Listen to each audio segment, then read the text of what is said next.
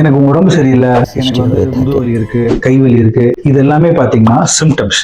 But இதோட diagnosis என்ன அப்படின்னு தெரிஞ்சாதான் உங்களோட வைத்திய முறைகள் பண்ண முடியும். நீங்க ஒரு டாக்டர் போய் பாக்குறீங்க, இல்ல நீங்க ஒரு பிசியோதெரபிஸ்ட் போய் பாக்குறீங்க, சார் எனக்கு முதுகு வலிக்குது சார், எனக்கு தலை வலிக்குது சார் அப்படின்னு சொன்னாங்க.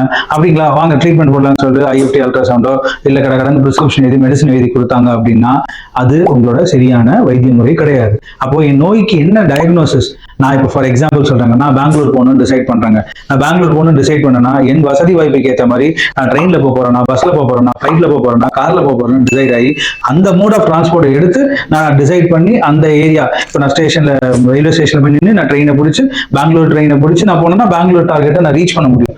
அதே மாதிரி உங்க நோயோட டயக்னோசிஸ், எனக்கு வந்து டைஃபாய்டு வந்திருக்கு, ஓ டைஃபாய்டு வந்திருக்கா, டைஃபாய்டுனால தான் எனக்கு ஃபீவர் வந்திருக்கு, டைஃபாய்டுனால தான் லூஸ் மோஷன் வந்திருக்கு அப்படின்றத நீங்க பார்த்து டைஃபாய்டுக்குள்ள ட்ரீட்மெண்ட் பண்ணா சரியாகும். எனக்கு முதுவலி இருக்கு, முதுவலி வரது காரணம் யாரு, சதைகள்ல பிரச்சனை இருக்கு, அதனால டிஸ்க்ல இன்வால்மெண்ட் இருக்கு, அதனால நரம்பு இருக்கு. அப்ப நம்ம வைத்திய முறையை டிஸ்க்குக்கும் மசிலுக்கும் ரிலேட்டடான வைத்திய முறைகள் பண்ணாதான் அது எஃபெக்டிவா இருக்கும். ஒரு முதுவலி பேஷண்ட்டுக்கு எங்க அங்கிள் பண்ணாரு, எங்க சித்தப்பா பண்ணாரு, எங்க தம்பி பண்ணாங்கன்னு சொல்லிட்டு அதே ட்ரீட்மெண்ட் முறையை பண்ணும்போது அது கரெக்டான வைத்திய முறை கிடையாது. ஸோ நீங்க ட்ரீட்மெண்ட் பண்ணும்போது உங்க டயக்னோசிஸ் என்னன்னு தெரிஞ்சுட்டு அதுக்குள்ள ட்ரீட்மெண்ட் பண்ணுங்க, அதுதான் உங்களுக்கு எஃபெக்டிவா இருக்கும். So know your diagnosis and get your correct treatment. Thank you.